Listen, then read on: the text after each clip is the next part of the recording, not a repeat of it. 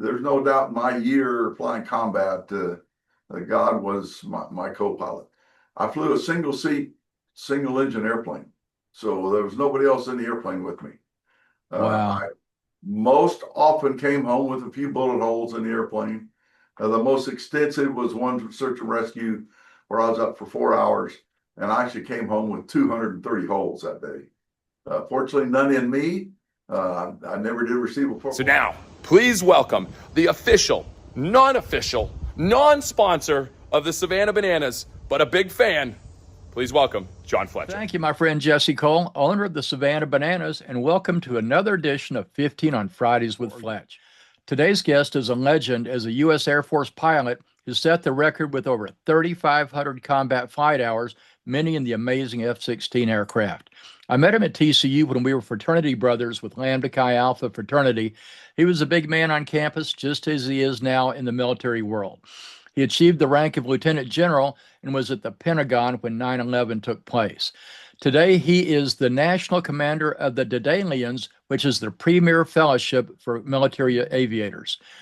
In his community of New Braunfels, he has created his own personal ministry called the Men's Roundup, which has expanded to be a co-ed organization. It all started in September of 2018. He's brought in Christian speakers to share their faith journey. While his name is Rick Brown, he's known as Tex. So please welcome my good friend and a military legend, Lieutenant General Rick Tex Brown. Well, Tex, thanks so much. I do have to tell a real quick story. One of our fraternity brothers said homecoming was coming up. This is about 20 years ago, and he said, why don't you call Rick and see if he'll come play golf with us? And so he gives me your phone number, and I call, and so I asked, is Rick there? And the woman says, who? I said, Rick Brown. And she says, do you mean Richard E. Brown? I said, I'm sorry. She said, do you mean Lieutenant General Richard E. Brown? I said, well, I guess. She said, sir, do you know where you've called? You've called the Pentagon. And Rick, Tex, you freaked me out. I had no idea you were at the Pentagon at the time. Man, Well, I didn't know that story. That's a great one. So tell us what and where was your first assignment out of Air Force pilot training after graduating from TCU and being commissioned as a second lieutenant? Okay, John. Well, you and I were together at TCU for a couple of years. I graduated there in 1970, got commissioned the next day. Immediately went off to Laredo Air Force Base for pilot training. Spent a year in pilot training and got assigned to the A-1 Skyraider, which is an old World War II vintage airplane that we were flying in Vietnam. The time frame is October of 1971 when I actually arrived at Nakhon Phanom Royal Thai Air Force Base in Southeast Asia in Thailand. I spent a year flying the Skyraider. It was an unbelievable year. We did primarily close air support, and then we were the escort for search and rescue with helicopters to try to find downed American pilots and crew members. I spent an entire year flying nothing but close air support and rescue, usually very hostile kind of missions, so lots of ground fire. My first 6 months primarily was in the close air support role. The last 6 months I spent flying with a call sign called Sandy, which was the call sign for search and rescues. And I was in on 13 successful rescues of downed American aviators that have been shot down there during the war. Go ahead. 1972 in October, I came back home, and that year was probably one of the most incredible years of my life. I did come away with a fair number of awards and decorations because most of the sorties and missions we flew were hostile missions. So I came home with 3 Silver Stars and 8 Distinguished Flying Crosses, 13 Air Medals. Somebody told me at one point I was the most decorated lieutenant in the United States Air Force. Wow, that's incredible. So what is it like when you're taking fire, when you're flying, and I guess it's you and the rest of your crew, but it's you up there with God, and you're you're getting possibly hit every now and then. What's it like as a faith journey for an aviator? Well, that's a good question, John. And I'll tell you, being a preacher's kid, being a TCU lad, where I'm not going to call it a wonderful Christian school, but we had some faith-based things going on there at TCU. But I was a kid who grew up with faith. There's no doubt in my year flying combat, God was my co-pilot. I flew a single seat, single engine airplane. So there was nobody else in the airplane with me. Wow. I most often came home with a few bullet holes in the airplane. The most extensive was one search and rescue where I was up for 4 hours, and I actually came home with 230 holes that day. Fortunately, none in me. I never did receive a Purple Heart. I didn't really want one of those. But yeah, we took some fire. It's combat. It was a very intense year, and my faith is good. I could tell you, I could go on a long time with 2 or 3 different stories where clearly God was protecting me. And one time an engine quit, and I didn't think I was going to be able to get out of the airplane. And right in front of me is this open valley that I was able to glide down into, get it restarted. And there's no doubt God had a hand on me throughout my year in combat. Well, what made you decide to stay in the Air Force, or did you always intend on making it a career? You know, John, I got in to avoid being drafted back at TCU when the lottery system first came into our draft system. So I was not intended to be a career. In fact, I'd have probably hit you if you'd have called me a lifer or a careerist. But I was at Shepherd Air Force Base, so flying as an instructor pilot. That's where I met my wife. I was flying 2 sorties a day with students. And then at night, I was playing ball. If you recall, I played ball there at TCU. Oh, yeah.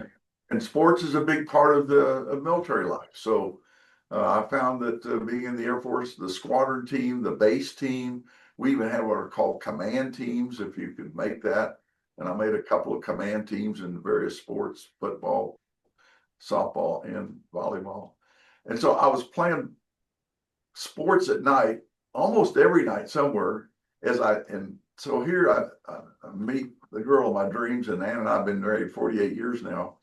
But I saw my life through her eyes as one day she says, "What do you do for a living?" I said, "Well, I fly jets for the Air Force, and I guess I play sports at night," because I was on all kinds of ball teams. And she says, "Our taxpayer dollar pays for you to fly airplanes and play sports." So I saw my life through her eyes. And so why would I stop doing this? And that is part of why I went, yeah, I really am having a lot of fun. And well, we got married. She followed me to a whole lot of places around the world after that. And so that's kind of how I decided to stay in the Air Force. Well, what and where was your favorite assignment? Wow. I had so many good ones, but I think flying the F-16, which I got to do for about 2,000 hours worth. I got it as a young major, and I flew it all the way up to a brigadier, in fact. My probably squadron command in the F-16, which was in Hahn, Germany, has to rank as one of my very favorite assignments. I had wing command in Alaska in the F-16, and that was also another great favorite. When you're in command, the squadron level, you've got about 50, 60 people that work for you. At the wing level, I had maybe 2,000 or 3,000 that worked for me. And in Alaska, I was responsible not only for all the military, but all their families, because most everybody lived on base or near base. So I loved being in command. I loved the idea that I could help people, help them make the mission happen. Of course, flying F-16 also. So those are my 2 favorites, I guess, would be Germany and Alaska. Well, and as you talk about the leadership, I remember playing intramural football with you, and there was this calming aspect whenever you were leading the huddle. When you're sitting there, you're calling a play, and if the game is tight, there is just something that you were letting everybody know it's going to be okay. And I think that kind of leadership that you had there is very much what has carried you forward. So tell me how many years that you served in the Air Force, and tell us about your time at the Pentagon. Well, I actually ended up serving 34 years, a little plus a few months. I didn't plan on staying that long, but once I made brigadier, then I made major general, made lieutenant general. I had not been in the Pentagon until I had 28 years of service. I had just pinned on my second star when General Dick Myers, who later became the chairman of the Joint Chiefs, he pins my second star on me over in Hawaii. And he says, Brown, you've never been to the Pentagon. It's time you go there. Well, I was actually pretty proud of the fact that I had not had to go to the Pentagon.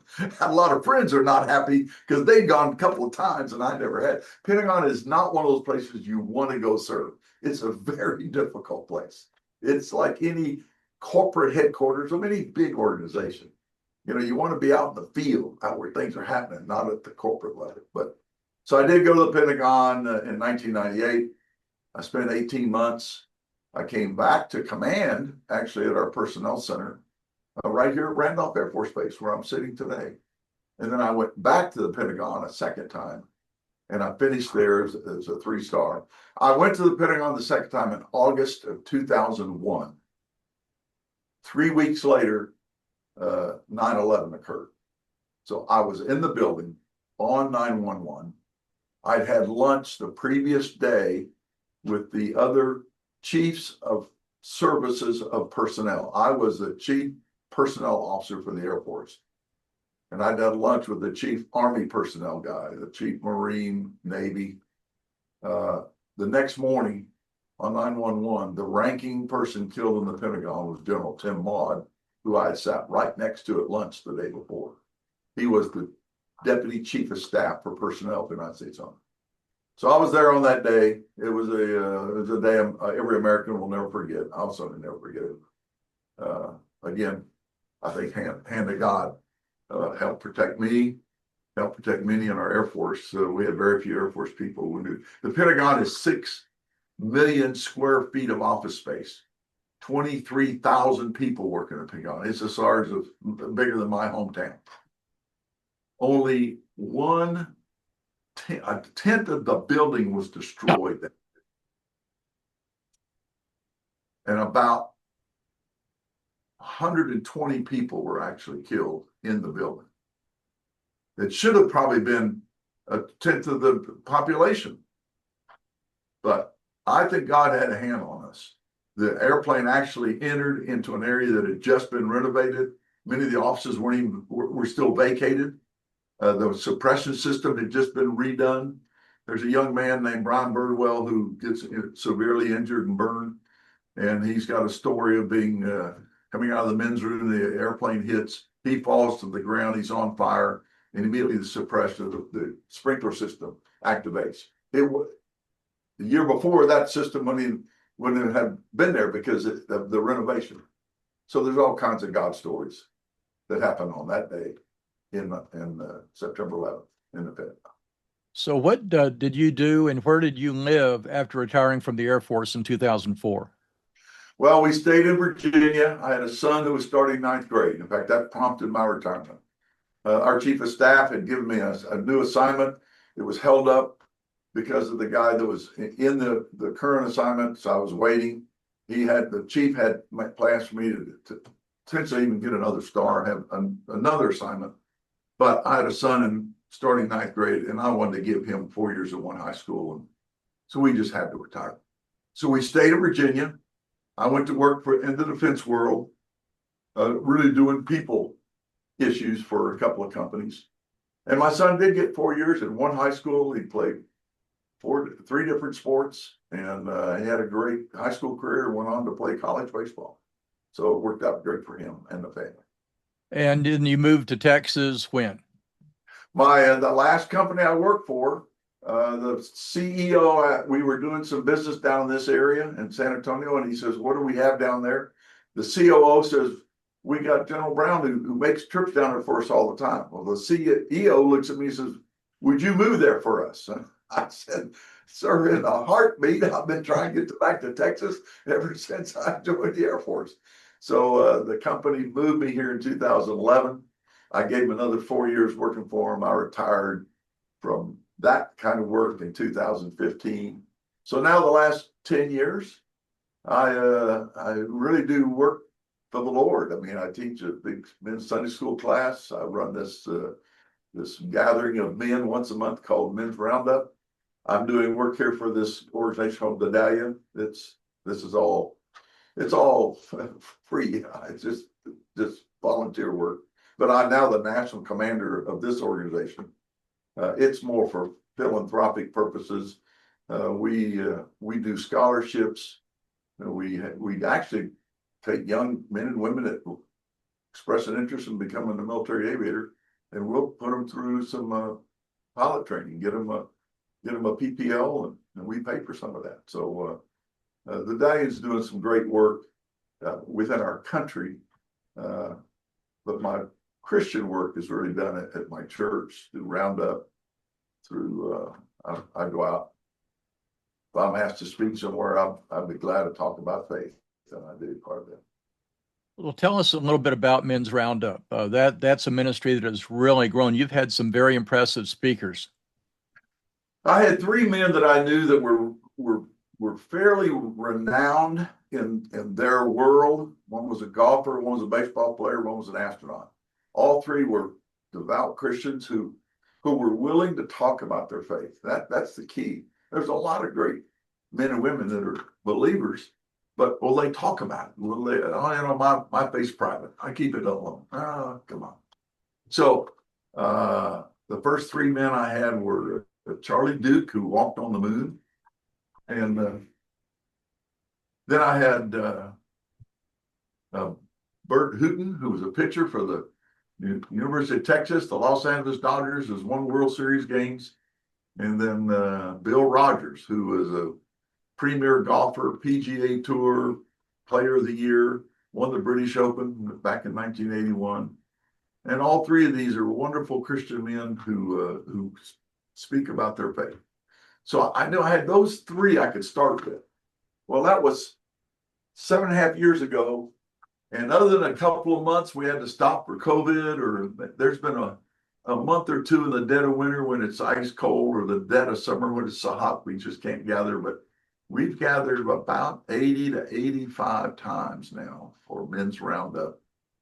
Getting together anywhere from 100 to, I don't know, I actually got Josh McDowell to come down and speak. We had 210 people show up for Josh McDowell.